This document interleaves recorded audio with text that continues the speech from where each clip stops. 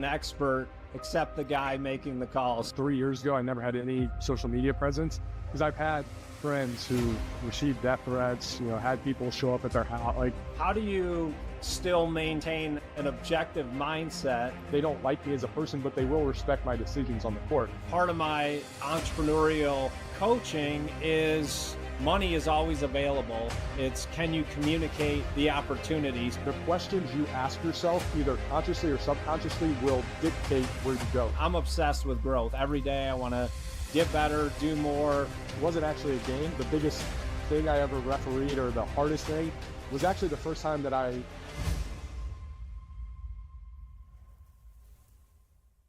would like to welcome everybody to another episode of the House of Bricks podcast. If you've been following our show, you know we have featured some of the greatest athletes in the NBA, NFL, Super Bowl champions, NBA champions, top keynote speakers, CEOs, doctors changing the landscape of healthcare.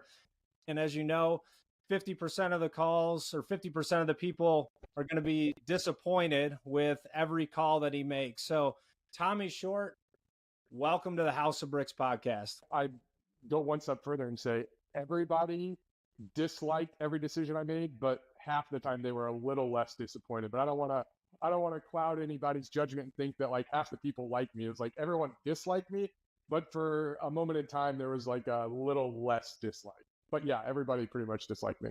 That's a great correction, and I can't think of another profession where everyone else is an expert except the guy making the call. So the people in the stands, the parents, the players, you're under a microscope 24/7 on the court. But before we get into some of your experiences as a referee, I'd love to have you just tell us a little bit about yourself, educate our audience and listeners. We have some very passionate people that are competitive in sports, business, life. They want to be better fathers, better husbands, better spouses. So we're really about growing and using life's experiences for you. So love to have you tell us a little bit about yourself. Yeah, I mean, maybe I'll fast forward and kind of give you the meat of it. So spent nearly 2 decades officiating college basketball. Started right out of high school. So it's kind of funny. I got hired in this small college at 19. So some of the games I worked for the first few years at them, some of the players were actually older than me. A couple of them were like, "Hey, how old are you?" And I'm like, "How old do you think I am?" So that was funny starting out at a small college. And then like anything else, right? You just start asking questions. Success leaves clues. I knew there was guys at this level that I wanted to get to, whether it was the NBA or college. Obviously, the NBA was the ultimate dream. And that didn't come to fruition. Still had a wonderful career. And I often joke, I got a PhD in human behavior as I look back at my officiating career, because I had to be a great teammate. I had to be really decisive. There's back and forth, but on average, anywhere from 500 to 700 decisions within a 40-minute game. And a lot of those were in, as you know, as a former player, 10, 15-second spurts. So highly scrutinized, like you opened the show, right? For 38 minutes, I had to be really, really good. And then for the last 2 minutes, I had to be perfect, because if I wasn't, I'd end up on SportsCenter, right? And as a former player, if I make a mistake with 18 minutes to go in the first half, you've got about 60 other chances to make it up. But if I kick a call or I mess something up in the last second or so, you might not have another possession. Now I can go back and forth with a lot of people and say that, that last call to win the game, that didn't decide the game, right? As I look back on that career, everything that I learned on the court has now transitioned to what I do as a speaker and a coach. So many valuable life lessons. As you know, sports is the ultimate life teacher, if you will, right? Where you can just learn so much. And I often say now when I speak to groups, whether it's medical device company or, a retail store at their corporate headquarters, like, look, I'm not going to teach you how to sell more. I'm not going to teach you, how to do X, Y, and Z as it relates to sales. But what I can share is how to be a great teammate. Some of the things I mentioned at the beginning, how to be decisive with action, how to prepare, how to evaluate your own performance so that you can always evolve. There's a great quote, the difference between the master and the student is that the master has never lost the art of being the student. And that's why sometimes the student thinks, well, I've arrived. Well, I've had the fortune of working with our Olympic team in 2012 and 2016. And even at that level with the best of the best, there was even another level. So I was fortunate for that experience to work with our men's Olympic team to really understand, even at the highest level, there's another level, and it's not the outward competition, it's the inward competition. Well, Tommy, you covered a lot of information there, and one of the things that you said, and something I never think about when I look at an official or referee in the game, is they are a teammate. Like they're working together. It seems like a singular role when you're observing the game. If you're watching the teams compete, and then a referee or an official is making a call, what were some of the things that you would do as an official to be a good teammate, and how did you guys work together? Yeah, so a little context for your listeners or viewers. So in basketball, I'll speak to basketball and then just compare it to football, right? Like the NFL and college, as far as football, that's the same crew. There's pros and cons to both. So you're with that crew, and you're going to be with that crew for the entirety of the season. Now that's for football. Basketball at any level in college and in the NBA as well, I could work with Adam, 3 times this year, and that might be the only time I see him. Or I could work with Adam, and I'll speak specific to the college Division I. The most I might have ever worked with someone in the season was 7 or 8, 9 games, maybe max. So there's some interesting dynamics, right? As a crew chief in basketball, so crew chief meaning I was assigned to be the quote unquote leader of that crew. So I'm going to handle everything before we get to the arena. I'm going to handle our pregame discussion of like, hey, here's our matchups, here's our coaches, have you guys had these players, things like that. No different than a scouting report that the teams might have as well, right? And then afterwards, at halftime, and then after the game, we're going to maybe break down some plays, and then there's a pretty good chance that the 3 of us are all going different directions. Few things within that context of the game. There was a couple things. I'm a big believer in, Adam, it's life, business, and sports.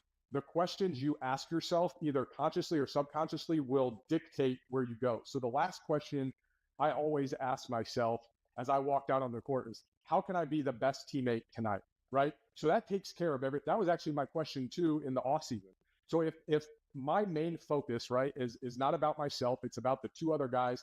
And frankly, there was times, and I'm sure some of my colleagues could say the same thing, there were times I worked with guys, I didn't really care for them as a person. Now I had to manage that situation, because I have to, whether I like them or not as an individual, that's my teammate for the next 2 hours. And those other 2 guys better be the only 2 people that want to see me succeed. So there's some interesting interpersonal dynamics within that. So as a leader in the off season and in the game, my question is, how can I be the best teammate? Well, if that's my question, I'm going to make sure that my fitness is in pristine shape so that I'm never out of position, so that in the event that maybe you, Adam, are out of position, well, if my fitness is at top level, maybe that gives me an extra second or 2 to get in position to help you on the court. How can I be the best teammate? I'm going to make sure that my nutrition is in tip-top shape so that my energy levels are always high.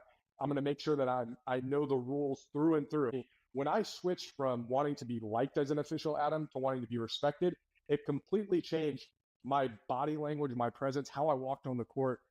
Unfortunately or fortunately, as officials, perception is reality.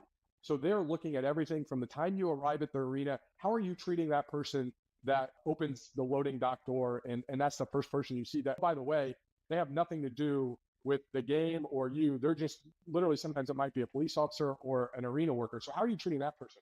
I'm a big believer in do boring better, right? Like the fundamentals are how you get ahead. And I was no different as an official. So I was always very conscious of how I was allowing my teammates to be the better version of themselves, and how can I be a small part in the background to really elevate the other 2. So if you think about our audience, we're really getting a behind the scenes look at what it means to be an official, the mental preparation. You said something I never really thought about, which is going into the game, you have your scouting report also, coaches' behaviors, players' behaviors. How do you still maintain an objective mindset going in to not let previous behavior dictate how you're officiating the game? Until you truly understand the individuals that you work with on a day in and day out basis, I think you're leaving your potential at a level that you're not going to be able to fully realize. Okay, so what do you mean by that, Tommy? I truly was getting frustrated as a younger official, not having as much experience, not understanding why coaches, you could have a conversation with a coach like this outside of the season, and they could be a very jovial person and very engaging. But once you get on the court, and the ball's tossed, it's like, you're like, who's this person? I remember this person. And so just out of frustration in here in Indy where I live, this is when Brad Stevens, I'll share a story with your audience. This was when Brad Stevens was still at Butler. And because of my close proximity, and this happens a lot in college, you'll go work some scrimmages and some stuff during the summer just to get the teams acclimated. I'm sure you probably saw that during your career as well.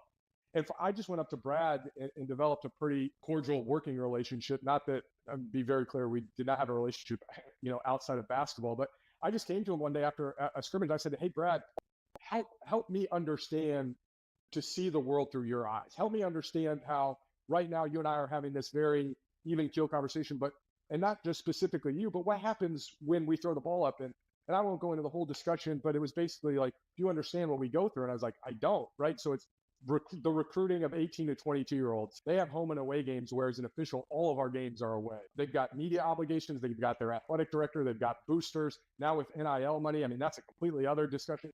So once I understood how many things they had owned, we didn't even get into coaching yet, the main component, but they're basically a CEO. So once I understood that, what happened in the game was really at the shirt, right? And I think this is an important message, like for your audience. Like they weren't yelling at Tommy Short, the person. It was the striped shirt.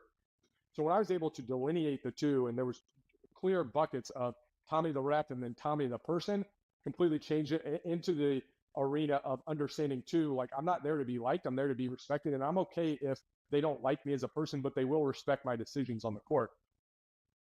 And so you mentioned kind of this interaction with Coach Stevens, and I'll skip ahead of my questioning a little bit here. So you don't have to name names, but I want you to share with us your craziest experience as an official, first with a coach, and then we'll transition into the fans, because that's a whole nother dynamic that you have to deal with. But tell us about your craziest interaction with a coach before, during, or after a game. Bob Huggins and Kobe. One of the things I did, Adam, in the later stages in my career, and it will lead into this, but I think this is a great takeaway regardless of what your industry is. I started watching coaches' press conferences like 2 or 3 days before my game because I want to understand where their frame of mind is. So going into this particular game, I knew that Bob Huggins didn't want to be there, right? Like West Virginia is traveling to Youngstown.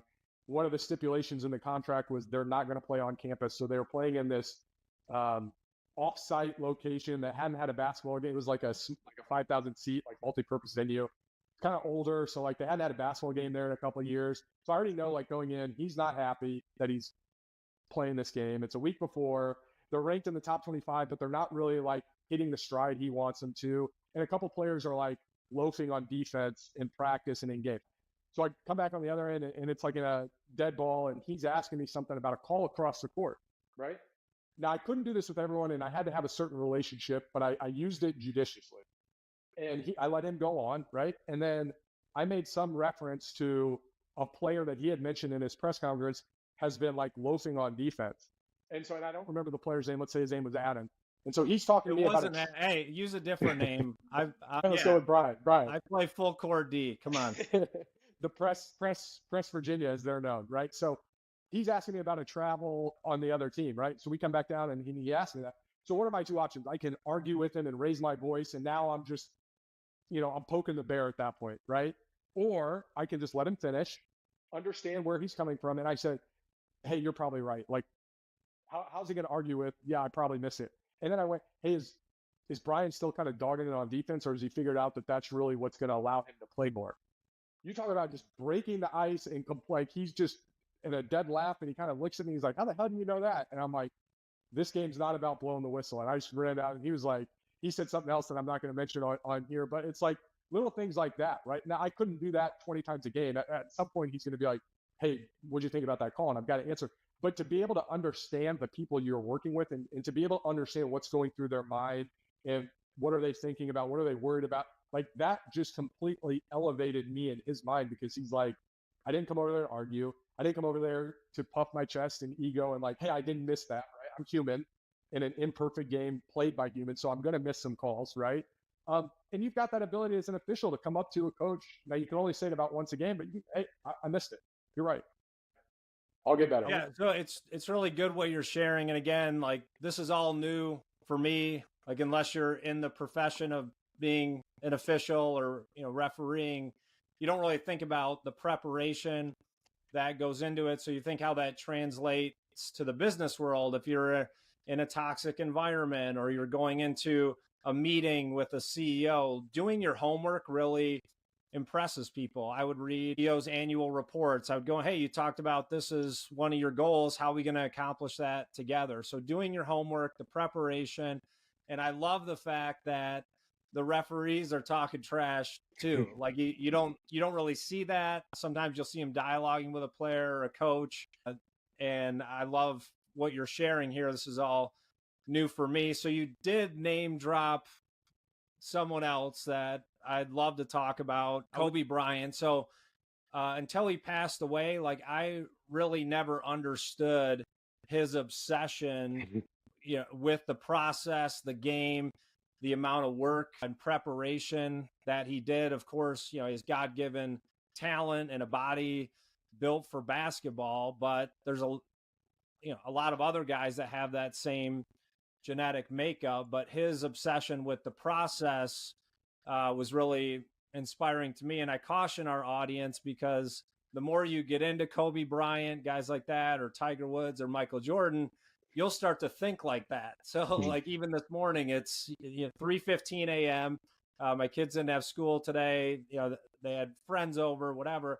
I wake up at 3:15 and I'm like, all right, Kobe would just get up and go into the office. So I got up. I'm like standing outside of the gym at 3:55, waiting for the doors to open. So be careful what you wish for in the obsession and passion for what you're doing. But I really do love what I'm doing and feel like I'm doing what God created me to do, which is to inspire entrepreneurs and encourage them on their business journey. So all that to say, tell us as much as you can about Kobe Bryant and how that can apply to business life.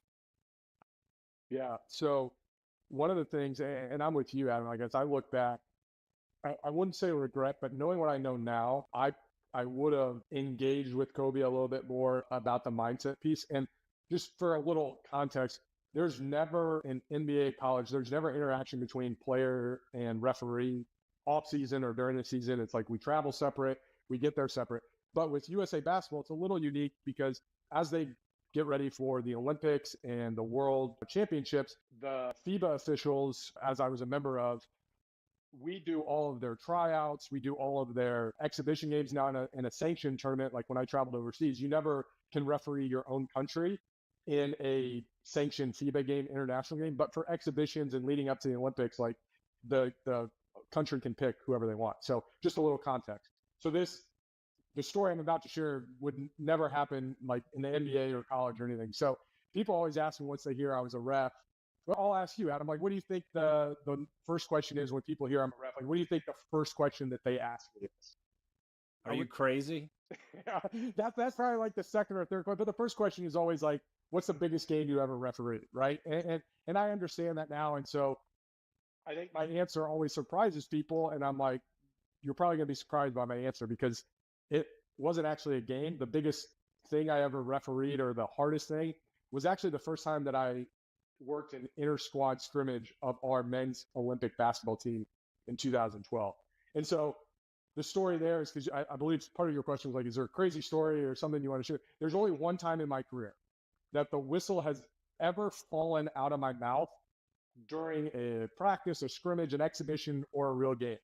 And it was the situation, the story I'm about to tell you. So that team, for some of your listeners, 2012, not even debatable, behind the 92 Olympic team, it will be the best assembled in our lifetime for sure in the next 40 or 50 years. So the starting lineup was Kobe, LeBron, Chris Paul, Carmelo Anthony, and Tyson Chandler. That was a starting five. And then the backup, the second five was, and this is when they were all teammates at OKC, Durant, Westbrook, Harden, Darren Williams, and Blake Griffin got hurt in Vegas the week before. So they brought in Anthony Davis, who was just the number one draft pick, but he's never played with NBA guys. All right. And then Kevin Love and Andre Iguodala. So those are the 12 guys. for 3 hours, closed media, just us. And I know there's a documentary on Netflix. Everything in that documentary is 100% true. Now, I didn't work with that team because that team was 08, but everything you saw there, everything's true. Like I tell people, like the allure of those USA Olympic practices, like that's like the Loch Ness monster, but like I've been in them.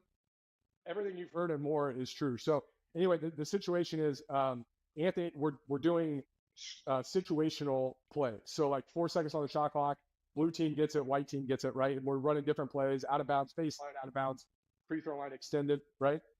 So there's one play, Anthony Davis is coming off an elbow screen and he catches it in kind of the low mid post, kind of below the free throw line. And he's going to go in for a wide open 2-hand dunk. Okay. Kobe comes off Westbrook because he and Westbrook are guarding each other. He comes off Westbrook and 2-hand shoves Anthony Davis. Again, Anthony Davis going in for a wide open dunk. Kobe 2-hand shoves him and he probably goes 10 to 15 feet and the whistle just comes out of my mouth. And I'm like, number one, this is practice, right? Number two, it's not like this is just someone off the street from the YMCA. Like, this is Anthony Davis. Not that he was better than anyone else, right? But number one draft pick, whatever. Now, I'm not going to repeat what Kobe said, but he completely undressed Anthony Davis, the coaches. Practice was stopped. He undressed his team. And the moral of the story was he took, and I had always heard this, but seeing it firsthand, he took practice way more serious than the game. And that's why that practice was so, like, mentally exhausting because of him and the standard that he was holding these. I mean, there's arguably 6, 7, 8 Hall of Famer, future Hall of Famers on that team. And he was at another level. Like you had mentioned, like they all had the body. And I think that's table stakes, especially at that level. You start to see a little bit of separation with the craft and the shooting and some of the stuff he was doing after practice. And then up here is where you really start to see the biggest separation. And for your listeners, I'm pointing to my mind. And so that really just showed me and opened my eyes at it. And there was 6 or 7 specific stories from that first practice, my first interaction, where I could write a book on just that practice of like so many applications to the real world. And as I look back in June, I think it was June or July of 2012, that completely changed the trajectory of my career because I started to look at things completely. That's where the whole do boring better, my personal motto and philosophy came from. That's the same year that I didn't get hired into the NBA. And so taking that experience and looking at it from a different perspective, but that was the first time where I'm like, oh my gosh, he stopped practice. He's pushed this guy 15 feet where in a real game, I wouldn't have even had to go to the monitor to review. It would have been like automatic ejection. So that really opened my eyes. One other quick story I'll share from that practice. So we get done with this 3-hour practice and now they go open the doors and let the media come in. And the other 11 guys go off and do their own thing. Some are getting stretched, some are doing interviews. And again, to remind your listeners, we never travel with the team. USA Basketball is a little bit different. So I asked one of the managers after we, get done with practice, I'm like, hey, how long are we going to be here? Right. Like I have the day off now. I'm in DC. The game's not till tomorrow night. Like, I just want to like get out, see things and enjoy the city. And he's like, oh, we're not leaving until Kobe makes 300 shots. And I'm like, makes or just shoots? And he's like, no, makes. And for the next 45 minutes, everything he did on the right side with his right hand, he did on the left side with his left hand, and vice versa. And Mike Hopkins, for any of your listeners who are basketball fans, he was the longtime assistant to Jim Boeheim at Syracuse. He's now at Washington. He was the tallest, most athletic. So this is probably, 11 years ago. I don't know how old he was at the time, but he's just drenched in sweat. And Kobe's cussing him out because he's not taking it. He doesn't think he's taking it as serious as Kobe is. And Kobe's now undressing. And I'm like, this guy is this is another level. So those are the two that stand out. There was so many others. So we could do it's funny you say that about practice because I've had some previous guests that I've known, played in the NBA. One of my buddies came up to visit me in Detroit. I was like, you have to come watch my son in his hockey game. He's like, I don't want to see his game. I want to see his practice. And we went and watched practice and he was like, breaking down. So people that play at that high level, they understand the work and preparation that goes into practice. And Kobe, as I mentioned earlier, I've studied him a lot, some to my own demise, but I'm now getting after my own sons, like, hey, yeah, I'll come watch your game, but that's just like, the icing on the cake. I want to see how you practice, how you prepare. Those are the things you can control. And then the game is the overflow. So if you think about in your work, your profession, it's really in the preparation, and then that actual meeting that you're having, the sales presentation, you've done it 1,000 times. Like you said, Kobe, and he didn't just shoot 300 shots. He had to make 300, and he's doing it at the highest level. So that's an incredible story. And earlier you picked up a sunglass case or whatever it is, your glasses case. But real quick, Adam, the practice component for those of your listeners, entrepreneurs or sales leaders or folks that are, on the front line in sales, like think back to, I didn't play any sports in high school. You obviously did, and I'm sure a lot of your listeners did, even in college too. But if you think back to high school, right, you're probably spending 18, 20 hours practicing, right? Now, depending on your sport, if you have one game, football, obviously one game, basketball, you might have two. Let's just say for sake of argument, you have 4 hours of an actual game, right? And so 20 hours of practice, 4 hours of game time, right? And that's in high school. Like, we're not getting paid for that. Then we get into the real world, and it's the complete opposite. We practice like zero, if any, like even like top performers. I mean, they're practicing a lot more, but I would say just from my experience working with sales teams or interacting with leadership groups, like the practice piece is like 2% and the play is like 98%. It's the complete inverse of a sport where you're not getting paid and you're, 14 to 18, but then you get in the real world where your livelihood is at stake and your commissions are at stake. And it's like, well, why would I practice? I've got all these opportunities to meet with people. So I wanted to add in that little anecdote because that just completely like shifted my perspective. And I'm like, I never even thought of that because I never played high school sports, refereed high school when I first started. But it's so true, is like the practice play percentage gets flipped when we get into the real world. And it almost should be the reverse. Like our practice should go up because money's involved. 100%. I'm so glad you said that, because part of my entrepreneurial coaching is a lot of entrepreneurs are bootstrapping a business and they want to raise capital. I tell them all the time, money is always available. It's, can you communicate the opportunity? So they go and they make a business plan or an investor presentation. And then I say, all right, let's run through your presentation. It's not clear. They haven't practiced it. And so we literally role play. All right, I'm a venture capital firm. You're trying to raise $5 million.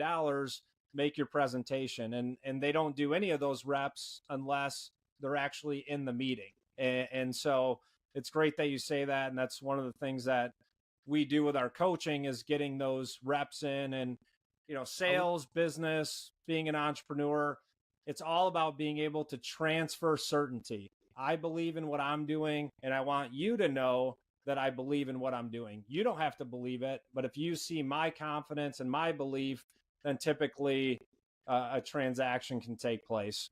And I think the final component there, I agree with everything you said, is, and I'm a big believer in this, is like, hey, this might not, like, I'm not for everyone. Like, that's how I usually start out conversations, whether it's about coaching or speaking, because I don't want there to be any like misnomers or like it says on my website too, like I'm demanding this isn't for everybody. And I'll tell people that when I talk about speaking, like I'm going to make some people uncomfortable in the crowd. Are you okay with that? If not, like I'm not your just like yippee, kaye motivation here. Like that's not me. Now I'll share some stories, and if someone gets inspired, that's on them. But make no bones, like I'm not coming in there to like glad hand to everybody there. Like it's going to make some people uncomfortable, and coaching too. But I think that's where our greatest growth comes from, is when there's some resistance and when we actively seek that out. But if you're just going and waiting for that presentation to practice, I think you're leaving a lot on the table. But I think that last component of like, look, we're not for everyone, right? I think that just makes it more human. You can be confident, you can be courageous, you can ask tough questions, but just putting on that human element of like, look, I'm not for everyone, because the truth is I don't want to be for everybody. And I think that kind of that weeds the people out a little quicker and not drag it along of like, look, I'm not for everyone. And I'm okay if after this, we don't move forward. I think it's that Midwest personality, right? You don't really need approval from other people, but I'm trying to grow my comfort zone, not go out of my comfort zone, but expand it. On my first couple of podcasts, people are like, you look like you want to kill somebody. I said, well, that's just my natural resting face. So now you see some of these are forced smiles, but I'm getting better at smiling more and more because I enjoy what I'm doing. But I'm at that same level. Like if you want to compete at the highest level, I'm great to work with. If you don't want pushback, feedback, the only way to grow is through resistance. You go in the gym, you lift heavy weights, tears down the muscle, builds it back up, and you come back stronger. That's the purpose of coaching and personal development. And you look at guys like Kobe, Tiger Woods, Michael Jordan, they all had coaches and they were the greatest of their profession to ever walk the face of the earth. And yet they still have coaching because they do provide accountability, discipline, structure, feedback. We all need coaching at some point to help reach the next level. So we can go back to my previous question. Yep. I met you in Detroit at the Impact 11 event. It was a great event. Josh Linkner and his group, I've known them for a long time, top notch, just the way they did everything, the content. And I heard your story a little bit. I was like, I have to go meet this guy because I need to hear the voice of an official and just how you were able to maintain the thick skin during the officiating. And so I walk up to you and we start talking, and then I was like, all right, let's just exchange phone numbers. And you're like, I don't have a phone. Now I've gone through things like this before, and my kids will tell you, I'll get on I listen to a podcast about how your smartphone is causing ADD and the blue lights or all the stuff that goes with it. So I'll listen to a podcast and then I'm like, all right, we're all trading in our iPhones. And I come back with flip phones, and then it lasts about 24 hours trying to text like with the actual buttons A, C, and they're like, this is a joke. So you and I meet, you hand me this card, which I thought it was your business card. I just like, all right, yeah, this is cool. Like, no, I don't have a phone. So I put it in my pocket, but you had some QR code, I think, that I could scan from it to get your contact information. But please tell us what you're doing right now with your phone and why. Yeah. It's always interesting, especially since I started this journey of like, when I meet people and I tell them this, just the conversation from that alone. But again, a little more context, and this goes back to officiating. So as an official, we were attached to our phone, right? Like literally and figuratively, because that's where we got our game assignments. If you think about, and again, your listeners have probably never thought about this, basketball season's between October and March. Well, in the South, it's okay. And then in the far West, it's okay. But everywhere else, that's winter, right? So I'm checking weather updates, flight updates, hotel reservations, rental car reservations. Miraculously, in my 17-year career, I never flew to the wrong city because we handle all our travel, unlike the NBA. So just that I never showed up in the wrong city refereeing like 750, 800 games is an accomplishment in and of itself. So always on. And then the story I share is like, if three guys are working a game and one guy gets hurt, that supervisor is going to pull up his list of like, all right, here's the 20 guys that are available, kind of ranked in his, preferential order. Well, let's say Adam's name is number one on that list. He's calling Adam, and Adam gets 4 rings. He's not leaving Adam a voicemail. He's not leaving Adam a text, and he's not waiting for Adam to call back in 2 hours. So you got about a 20 to 30 second window if you have the day off and there's a game. Or even like there was times when I woke up in one city and my supervisor was like, hey, figure it out, but I need you to go to Dallas. And you're in Morgantown, West Virginia right now. So it's like, all right, I got to figure this out.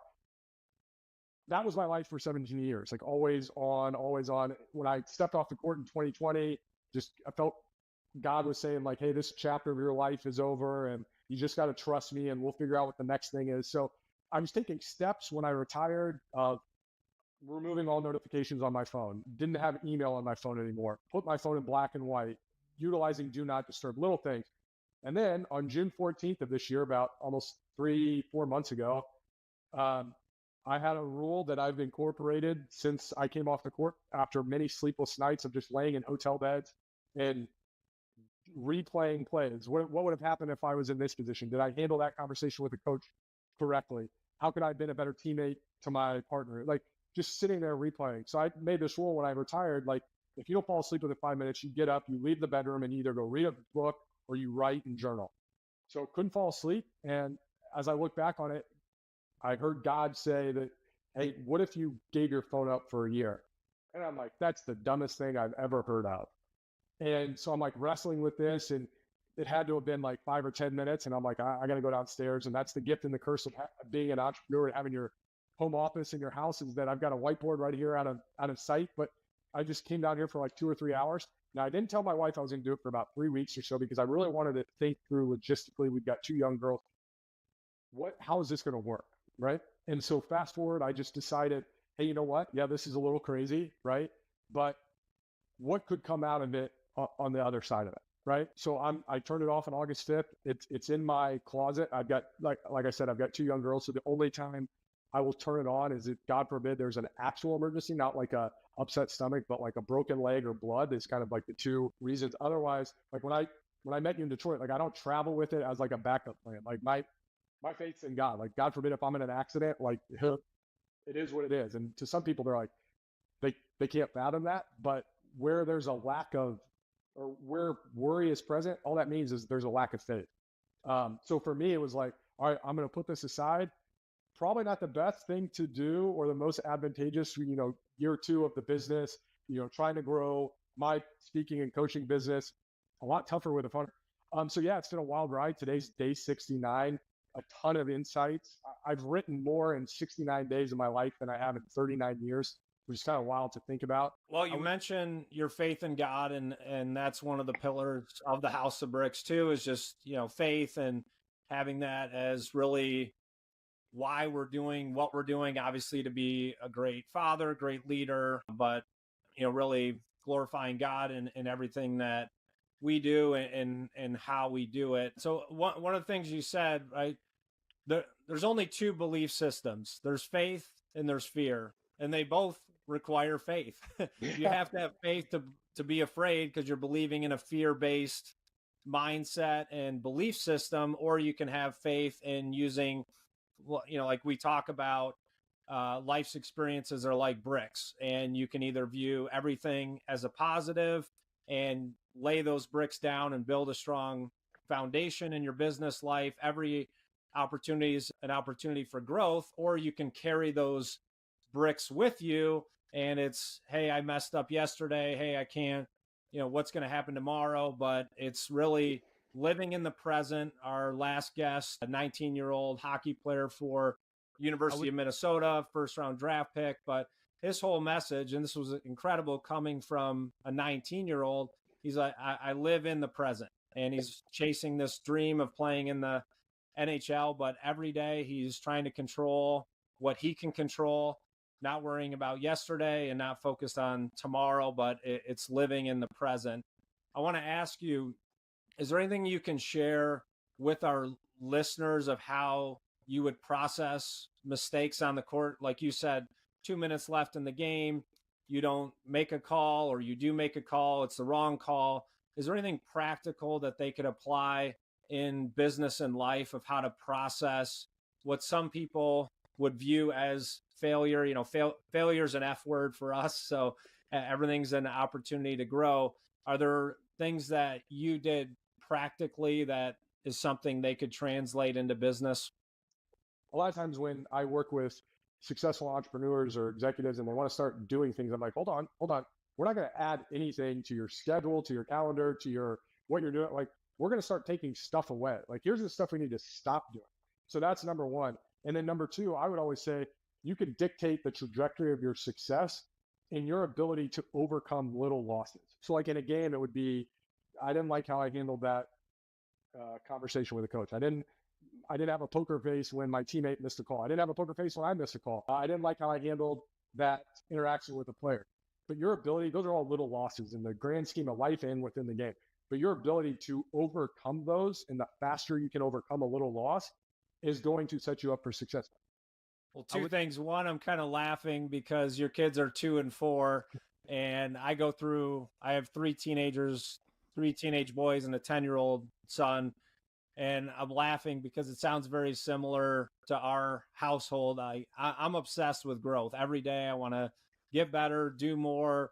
And of course, I want to bring my family with me. So we have a group family text, How Strong, where every day it's getting lit up with, hey, how can we be better? Here's things to focus on. So interested to see the end result, especially now teenagers, you kind of get to the age like, yeah, I know more than your parents do, but I know they're all good seeds being planted. And the other thing I wanted to comment on, that what you shared definitely translates into the business world, because a lot of times when you're making a presentation, your mistakes stick out more to you than the people that you're presenting to. So having some sort of reset, pick up your pen, adjust your shirt, restate what you said correctly, then you move the conversation forward, go back to your last point if you didn't make one clearly. Those are all little things that you can do. It's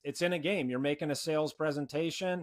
There's a beginning and an end. Don't give up in the second quarter and put your head down and think that it's over. There's always time to recover. And again, everyone makes mistakes, and they stand out more to you than they would to anybody else. So as we look to wrap up this show, this has been incredible, enlightening for me. Heard about Kobe Bryant, life as an official. I am going to ask you one more question.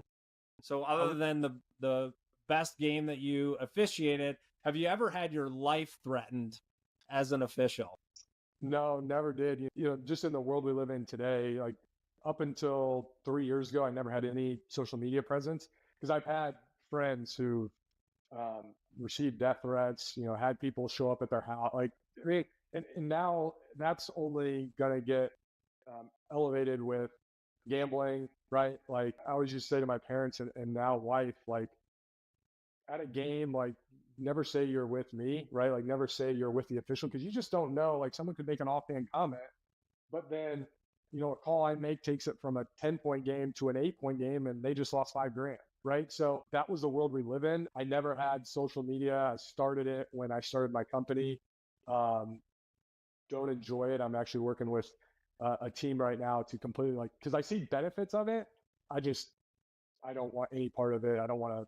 I'll give them all the content, and they can run with it, but I have no interest in even today of having an active profile, because you just never know, like, what, from a basketball standpoint, how much money or situation that people, like. So I just was like, stay below the radar and don't give people ammunition. I'm right there with you. I was never on social media prior to starting the House of Bricks and my executive coaching, but it does give you a big platform to do positive things and inspire people. And I do have a great team that listens to me probably more than they want to, but they can communicate now in my voice, right my way. So it's good to build the right team around you to do that and make a big impact. So Tommy, I want to thank you for being a guest on the House of Bricks podcast. You are the first official. I wish you would have been here in person. Yeah. That would have been two firsts. You'd have been the first guest in the actual studio, but we're leveraging technology to get the word out and share your story. Good luck on that iPhone sabbatical that you're on. I would say I'll text you after the show, but you won't respond. I won't respond. You didn't give me your cell phone number. So, but once again, thanks for being a guest on the House of Bricks podcast, and best of luck with your executive coaching. If people want to learn more about you and your public speaking, we're going to put your information on the website and also in the post of the show. So Tommy, thanks for being a guest on the House of Bricks. Thanks, Adam. We'll do round 2 in person. I'm all for it. When you phone. There you go.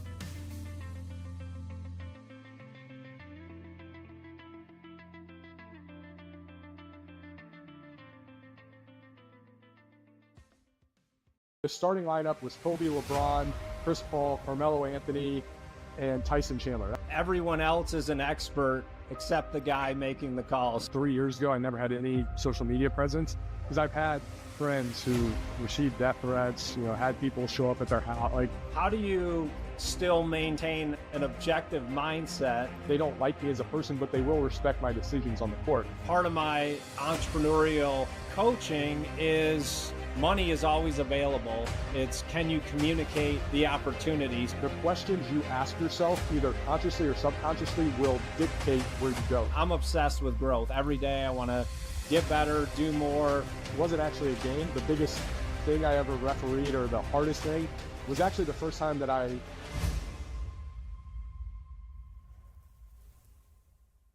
would like to welcome everybody to another episode of the House of Bricks podcast. If you've been following our show, you know we have featured some of the greatest athletes in the NBA, NFL, Super Bowl champions, NBA champions, top keynote speakers, CEOs, doctors changing the landscape of healthcare. And as you know, 50% of the calls or 50% of the people are going to be disappointed with every call that he makes. So Tommy Short, welcome to the House of Bricks podcast. go one step further and say